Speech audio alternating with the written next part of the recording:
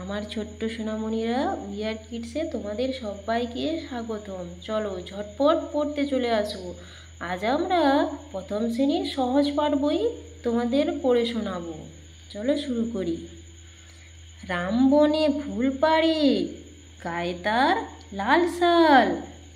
দেখেছো, রাম বনে ফুল পাড়ছে, গায়ে তার লাল শাল জড়ানো, হাতে তার সাজি, দেখো হাতে তার ফুলের সাজি।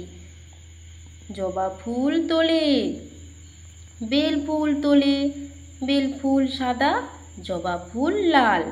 জলে আছে নাল ফুল, দেখো এখানে বেল ফুল সাদা আর জবা ফুল লাল, আর জলে কি আছে, নাল ফুল, তাই না? ফুল তুলে রাম বাড়ি চলে, তার বাড়ি আজ পূজা, পূজা হবে রাতে, তাই রাম ফুল আনে, তাই তার ঘরে খুব ঘটা, ঢাক বাজে ঢোল বাজে, ঘরে ঘরে ধূপ ধুনা। দেখো রাম ফুল তুলে নিয়ে বাড়ি যাবে, আজ তার বাড়িতে কি হবে, পুজো হবে, তাই রাম বনে ফুল আনতে গেছে, তাই তার ঘরে খুব ঘটা। তার ঘরটা কি করে সাজানো হয়েছে দেখেছো, খুব সুন্দর করে সাজানো হয়েছে।